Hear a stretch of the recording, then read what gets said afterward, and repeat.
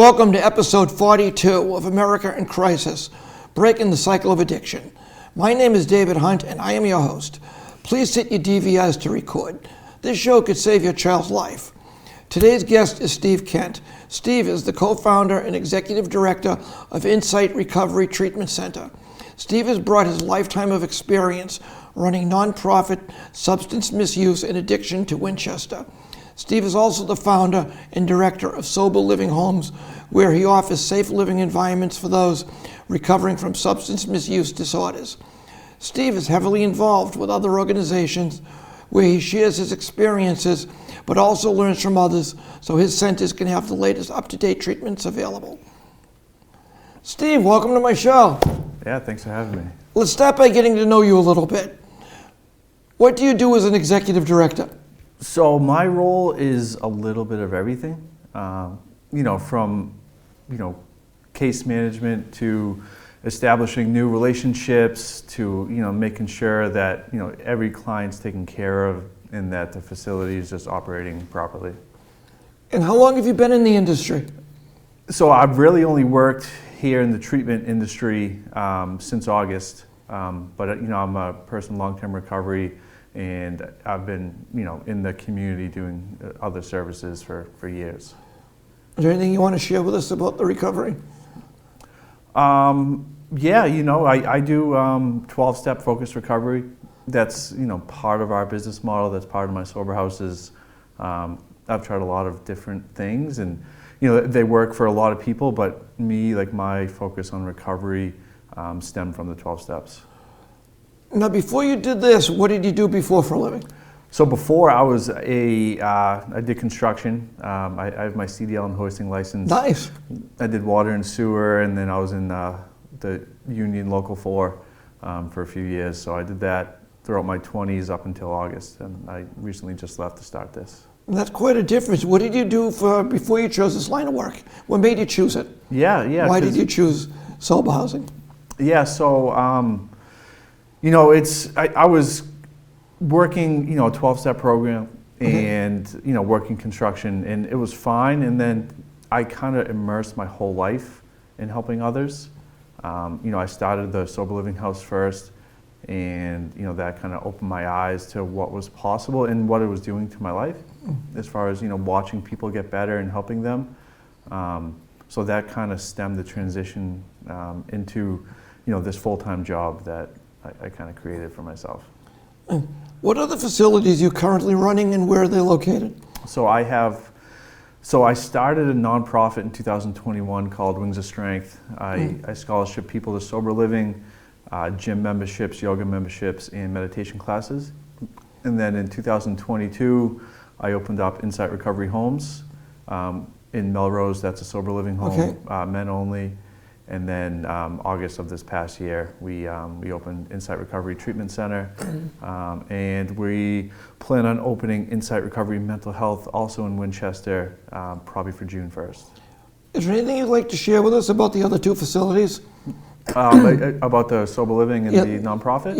Yeah. So I started a nonprofit as a way for just myself to give back, and I've been scholarshiped in the past, and for me, I understand the struggle of not being able to have funds for sober living.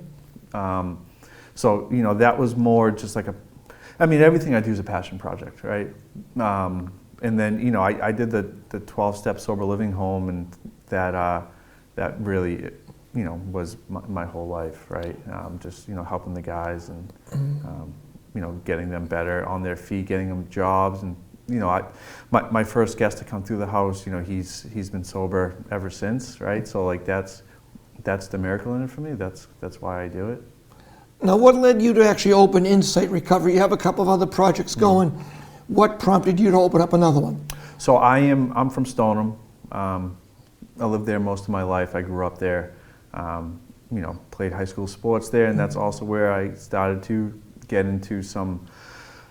Not, law trouble, but trouble with myself with substances, right? So I wanted to, bring something like that to this community. I know there's, a few other that are kind of local, but there was kind of a gap in Stoneham, Winchester, and, that's kind of why I brought it to this area, because there's still a lot that can be done, and I want to make it, I want to make treatment available for everyone.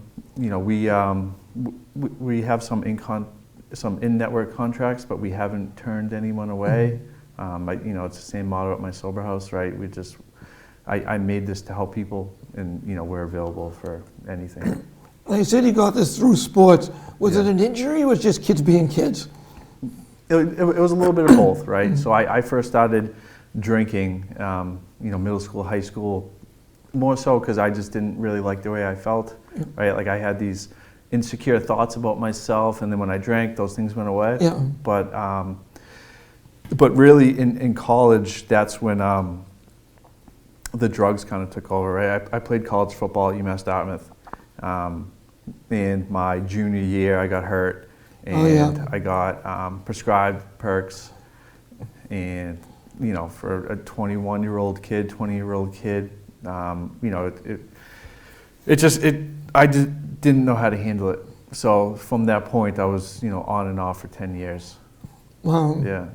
You've turned around. Yeah, quite a bit. Yeah. Now you're located in Winchester. Yeah. Is this like a walk-in type thing? Is it an overnight? What type of building is it? Yeah. So it's an outpatient program. So it's day treatment.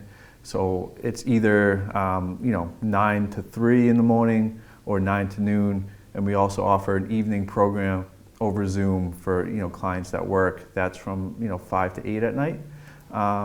But we are open to the public, right? So like if anyone wants to come down, anyone needs help, we can take you at the program. I can refer you to detox, sober living, other facilities, right? Anything that I can do to help. Our building, it's in Winchester. It's our substance use side is around 4,000 square feet. Okay. We redid a lot of it over. The mental health side is going to be around the same size. It's just on the other side of the hallway, but. Yeah, it's a really beautiful space. We have pictures on Google and Instagram and Facebook, and we really wanted to make it like a peaceful environment, but also a place where clients can go and feel free to talk about anything they're struggling with. Is there a long wait, or can they just walk in? Yeah, people can call me, email me anytime. My phone's always on. There's no wait list. We just have to make sure that you're medically cleared.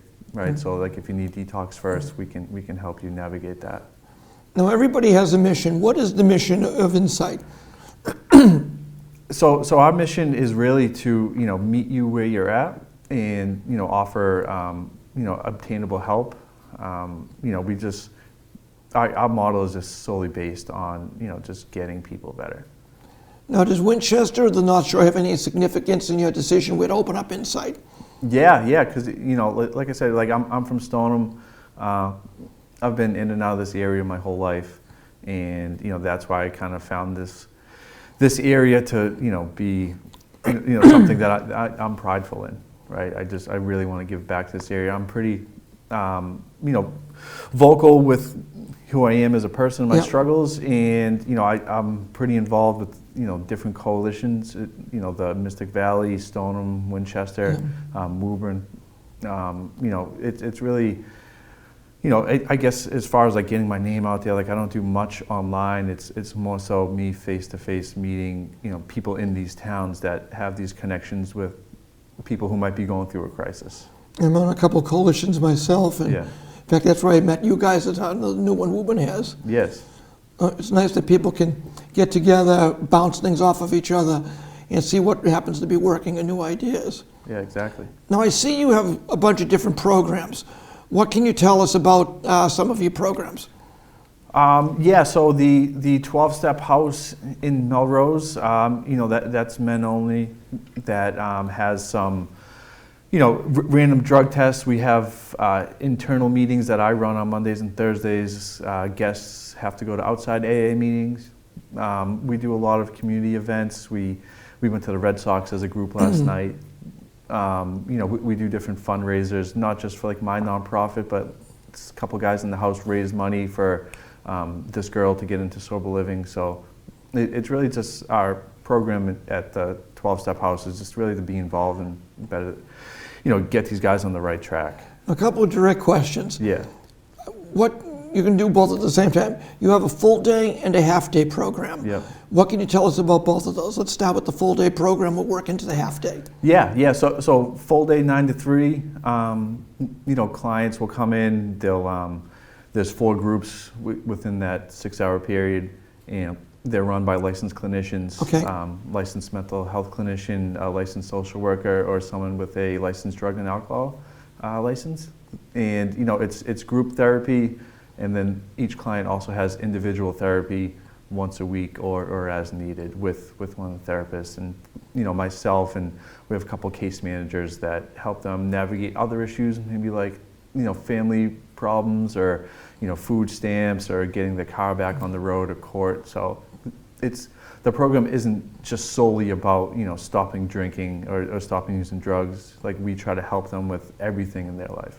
It seems unique. I haven't had a guest that anyone have even heard of before that's done something like that. Yeah. Usually it's in and out. We'll deal with the alcohol, we'll deal with the drugs, but other than that, you're on your own. Yeah. We just want to be resourceful for, and accommodating to whatever the client is struggling with. Now, I work, so yeah. What about an evening program? Is it something you can offer someone who works? Yeah. So we offer that in the evening. We're pretty accommodating with the schedule. Sometimes it's 5 to 8, sometimes it's 6 to 9, depending on what is best for the clients. But that's solely over Zoom. So whether you live in Woburn or Winchester, or if you live in Worcester and you feel like Insight Recovery is a good fit, right? We're here to work with you. It's very similar. The clinicians run the groups.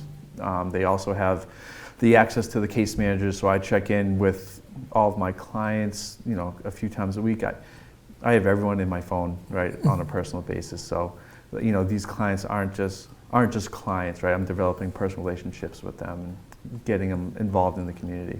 Do you ever sleep? I do, but my days are full, right? I'm getting married in a few months, and life is busy, Now, I'm going to throw a term out that the public might not be familiar with. Nothing just happens singly. It's always a bunch of different issues that go wrong. What is dual diagnosis? Yeah. Something you would know. Let's explain to our guests, what is a dual diagnosis? Yeah, so that's like, co-occurring issues, right? So someone that has substance use disorder, but they also suffer from anxiety or depression or bipolar or schizophrenia. So they're diagnosed with both.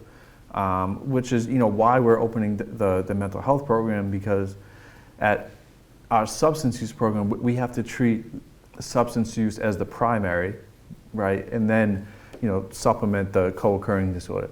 But if, let's say that their eating disorder or their bipolar disorder is primary, right, now we have the mental health to help them over there specifically with that issue and offer the substance use help next door. So co-occurring or dual diagnosis, it's basically just when you have two disorders, one substance and one mental. Let's speak on anxiety for a minute. Yes. Obviously, the stock market's crashing. Yeah. Today we're filming in April, so April of 2025 we're filming. So you know what the market's doing. Yeah. How's business? Yeah. So we have a good amount of clients, right? When we opened in August, we had like 2 clients that month, and we have around 30. And again, right, it's just from us just being accepting and accommodating and not really turning anyone away. So it is kind of, if you look at the grand picture of things, it is unfortunate that this many people are here. But I guess if you look at the other side, it's we're helping these people, right? So especially with the anxiety and depression. Because I used to suffer from severe depression and anxiety, and I went to one of these programs, and it started to change my life. That's why I want to give it back. So just to be clear, these are all day programs in Zoom. There's no overnights. No one's camping out in the hallway. No overnights. We do an initial pre-assessment risk assessment for anyone that wants to come in, and then at that point we'll. If they do qualify for inpatient overnights, then we'll refer them there. But if they've already detoxed and they're not a harm to themselves or anyone, then we'll take them during the day. But it's outpatient only. Now you seem to be doing a lot of different things. Are you expanding into any other services in the future? Is there anything on your mind you'd like to do? So right now, this is it, right? I'm sure in the future some things might change, but I'm just really focused on making this, sustainable, and making sure we're offering, the right help to people. Like I don't want to get to the point where I have 80 clients in there and I don't know their names and I'm not giving them, the attention and the help they need, right? So I want to keep the smaller census and, make it more personalized give them a real chance to get better. Now, people watching this are going to want to know, basically, who's doing the treatment and what are the qualifications? You don't have to give me names. Yeah. So another one of the owners, I'll say his name. His name's Reg. Okay. He's the clinical director. He is a licensed mental health clinician. So he is in charge of all the clinical staff. He sets up all the individual therapy appointments. And then, we have another clinician that's an LISW, which is a licensed social worker. Okay. And then we have a licensed drug and alcohol counselor, and we have an intern therapist to help out. And then, we have a case manager and a program director and myself. Now, I see you match the treatment with the specific addiction. Why is that so important? It's not just a one-size-fits-all. So that goes back to us meeting the clients where they're at, right? Because even though, it does similar effects on the brain, right? Each person is different. Each person Yes. is struggling in different areas, right? So, the group therapy can be pretty general, right? But that's why we have the individual therapy to work through, specifics with these clients, right? Because someone who abuses meth, might have different brain chemistry and different cravings than someone that uses opiates, right? So that's more so what the individual therapy groups are for within Insight Recovery. Let's get into details if you don't mind. What would you treat me if I walk in for alcohol? Yeah, so again, I would make sure that you're safe, you have no withdrawal symptoms, and we would bring you in the group and start the group therapy, right? The CBT and DBT therapy, right? Cognitive behavioral therapy, and offer you the 12 steps, right? We do a lot of going through the book and also offer different forms of treatment, but then I would set you up with a therapist to do your initial assessment, and we would kind of go from there. Can you just explain CBT to our viewers? Yeah. We throw initials around all day. Yeah. So CBT, cognitive behavioral therapy, that's, that's kind of like thinking through things, I guess, as layman as I can put it, right? It's getting you to understand what's going on with you, rather than just saying this is your issue, you have to figure it out, right? It's like breaking it down and maybe meditations and thinking of ways to act around anxiety, depression, and substance use. Okay, now I come to you, I have an addiction to benzos. I've been popping them like Skittles. Yeah. What are you going to do for me? Again, right, it's it's case by case, right? I have to assess you and see kind of what your struggles are, try to find some purpose for you, right? Because I know in my past, I felt kind of purposeless. So maybe get you involved in the community or meetings, set you up with a sponsor. There's all sorts of different types of therapy that we can do. So you're also attacking the triggers that might make me want to pop them. Exactly. Yeah, we do a lot of like relapse prevention. Yeah. Kind of for you to understand and for us to understand how your brain works and how we can most effectively talk you through it. I mean, if I'm popping benzos, yeah, I must be stressed out to living hell. Exactly, right? And that's probably a lot of anxiety and depression, which would fall into the co-occurring or dual diagnosis category. And sometimes if it's too much for us to handle, or if we're not giving you adequate help, then we refer to a mental health program, right? Which is kind of why we're making ours just right across the hall. So if we do get those situations, that we have the right therapist to deal with that. And we also do a lot with PTSD. One of our clinicians does the EMDR to specifically focus on PTSD. So we're trying to be specialized in a lot of different therapies and disorders. Now, what if I'm in my 20s, mom left me a trust fund, I've got money to burn, money to put up my nose, and I'm doing heavy coke. And I come to you and said, I don't want to live like this. I love it when I'm on it, but I need to get off of it. Yeah. What would you do to help me? Yeah, so that's why Sober Living is a good supplement to the outpatient program, because over there, I work specifically with the guests, and maybe I'll put your money in the safe, right? So you don't have access to it, and not that I'm stealing it, but like an allowance, a budget. So because I know money at the beginning for me was a big trigger, right? So it's depending on the client and what's going on with them, there's plenty of things that we can do to develop structure and accountability for you to get rid of that habit and develop a healthy habit somewhere else.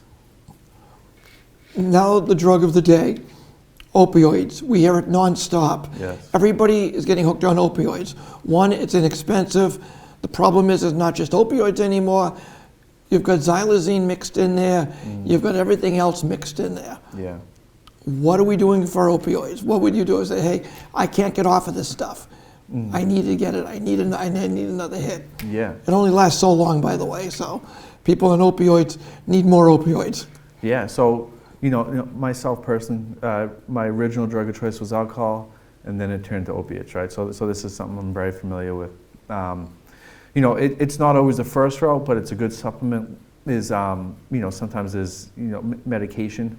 I was personally on Vivitrol, which is a shot, which is an opiate blocker, right? So even if I did try to get high, then nothing would happen to me. I wouldn't get that euphoric effect. Yeah.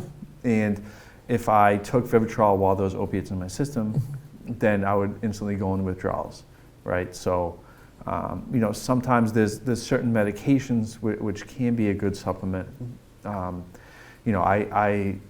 have my guys really work on themselves, right? Take action, through the 12 steps, along with therapy, whether it's outpatient therapy or if it's just individual therapy somewhere else. But, opiates, it's, the cravings are really intense, right? And while you're going through it, you don't think about yourself dying, right? Because I've made it this far, I haven't died yet, but it only takes that one time, right? So like, especially with opiates, like it needs to be 100% abstinent. So like we have to be vigilant when, we have someone like that, right? We have to do everything, right? Well, they get the false sense of security because everybody carries Narcan. Even the ice cream trucks have Narcan. Yeah. So they figure, okay, if I overdose, someone's going to shoot me with Narcan, I'll be okay. And I'm going to talk directly to the audience, so please listen to what I'm saying. If you overdose and somebody Narcans you, you need to go to the hospital and call 911. Narcan is a temporary fix to take the opioid off of the sensor. You have got to get it treated. It works for about 90 minutes. So just because you wake up, hey, I feel great, where's my high? And go back to try to find it again, that opium is still in your system and you need to call 911 or you need to get into a hospital and tell them, I'm on an opioid, I just had it, I just had Narcan, roughly how long ago? Because you will overdose again, you go back unconscious. Narcan is a temporary fix to get you breathing again. So now you can breathe, but the drug is still in your system. So you have absolutely got to get another treatment. It's just like you have a headache, you take an aspirin. Well, guess what? 5 hours, 6 hours later, you're going to get the headache again. You need another aspirin. It's the same thing. You need to be treated for that opioid overdose. So listen carefully what I'm saying. If somebody Narcans you, regardless how good you feel after the Narcan, you need to get into the hospital and get the opioid treated because you will stop breathing again. And you might not be so lucky that you pass out in front of someone that just happens to have Narcan or has a cell phone and calls 911. So that is super important, am I correct? Yes, yeah, 100%. Now, getting off of opioids for a while, prescription drugs. Yes. I took some drugs, I like them, they have a great effect on me. I keep going back to my doctor. Until he gets sick of me, I go doctor shopping. Or I try the new ones on TV that are looking for business. They don't even see you in person. You talk to them, answer a couple of questions. Now I have a prescription for something that my primary care said, no, you've been on it long enough. How would you handle that? Because I'm hooked on this thing. I can't get off of it. And a lot of times people on prescription drugs, it doesn't make them feel good. They just feel like crap without the drug. So they're not getting high. They just can't live without it. So I'm stuck on XYZ prescription. What are you going to do for me? I've been taking it for 3 years and I can't get off. Yeah. So, I don't think that there's any substance that should be minimized, right? Like, there's certain drugs you can get, like Kratom at a gas station. Yeah. Oh, yeah. That's the biggie. Yeah, and then people get, hooked on something like Wellbutrin that their doctor gives them, and then it's not working, and they don't want to be on it, or gabapentin, and they don't want to go through the withdrawals, right? Or even if it's just marijuana, right? So to me, right, those are all substances that should be treated the same way, right? Whether you need to go to detox first, if there's any health complications, or if you're going to have withdrawals, and then get yourself into, whether it's an inpatient program or an outpatient program like myself, because, we specifically treat substances. It doesn't matter which one. It doesn't matter your reason for using it. It's, we want to help you just be your true self, whatever that looks like. So I know we went over it earlier, but let's go in a little deeper about getting into your programs. I could physically walk in there right now and say, I have either anxiety, I'm on cocaine, I'm on alcohol, and you'll be able to at least stop me and do something if I walk in today? Yes, yeah. We have actually had people just walk in and they started that afternoon, right? So if you want the help, we're here, and it doesn't matter what you're going through, whether it's our facility or somewhere else, I'll make sure that you have the right help that you need. I take it Daddy didn't leave you a trust fund? No, I worked my whole life, and I just, ever since I got sober, right, I just saved money, and I just worked hard, just took action with everything I did. Okay. Well, the reason I was asking the question is because of, how do I pay for all this? I'm sure you're not doing this free. You don't have money just sitting there that somebody gave you. How does somebody pay for your services? Yeah, so there's a few different things, right? Insurance covers most of it, right? Most people have insurance that will pay for this type of treatment. If you don't have insurance, there's a private pay option, which we're very, very flexible on, and then there's also different scholarships, right? Some coalitions will scholarship you using their opiate funds. And then there's other nonprofit agencies that will get you in the door, and if we exhausted all options, right, then if you're serious about the treatment, then we'll just scholarship you ourselves. And I'm sure there's 100 things going through your mind right now, things that I didn't think about asking you. I'm going to turn the mic over to you right now. Open mic. Don't worry, she'll edit. Okay, good. What would you like to say to our viewers that I haven't brought up? What would you like to tell about the benefits of your organization, upcoming events? I don't know if you do fundraisers, if you have anything like that coming up. Open mic, what would you like to say to our viewers? Yeah. So, we here at Insight Recovery, we're just here for the community, right? We support, local nonprofits. I know there is a basketball fundraiser in June for Macca's Mission. I know the McRae's, they're great people, and they're from this town, from this area, and those are the people that I like to align with, right? Those are the places that I like to donate to, because I know that they give back, and just like myself and what we're doing here, we're giving back to the community, and we just want to find ways to help people. So that's really Insight Recovery's mission. We just want to make it accommodating for anyone that needs our help. I believe I had both her and Mom on the show. Yeah. No, they did a very good show. So guys, don't forget they do have the basketball tournament. They have raffles, so you can go in there. If you don't want to stay for basketball, you can go purchase a couple of the raffles. And they do have some very good prizes. It's usually held at the Woburn Boys and Girls Club. So watch for that upcoming. I'm sure it'll be on the community bulletin board on the station. They'll be pushing it heavily. It'll also be on the Daily Times Chronicle. They run a couple of notices. So before we close and go into our closing, Steve, I have a little something for you for appearing. Don't worry about holding it up. They're going to superimpose this. Thank you. So thank you so much for coming in today. Yeah, thank you very much. I appreciate that. Okay. Okay, I would like to thank our guest, Steve Kent, for appearing today.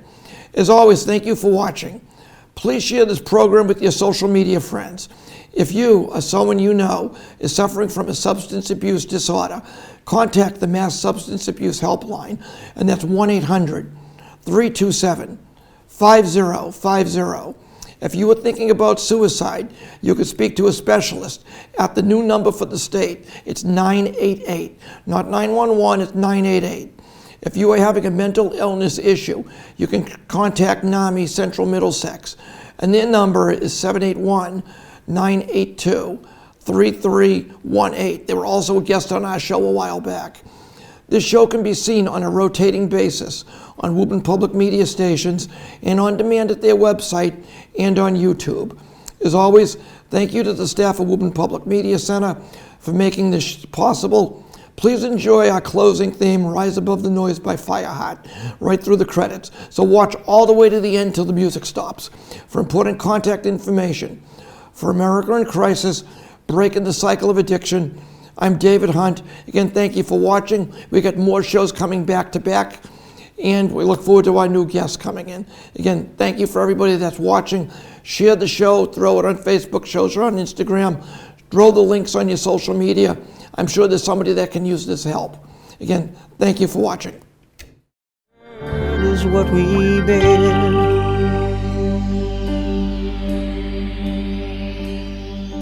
The whispers that I hear behind my back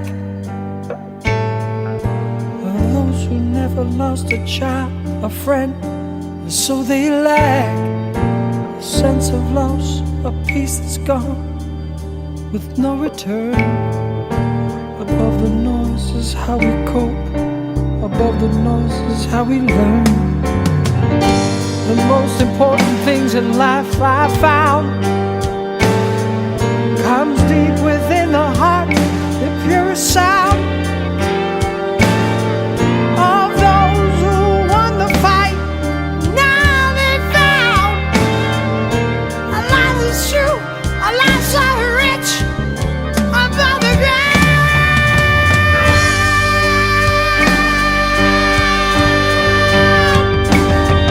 We are people who care, listen to the sound.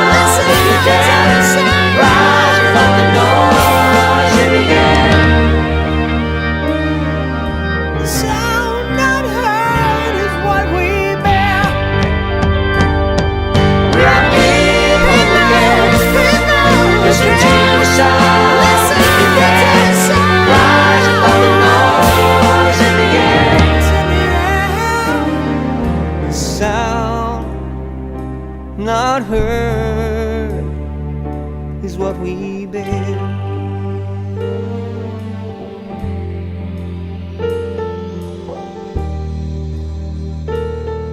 The sound not heard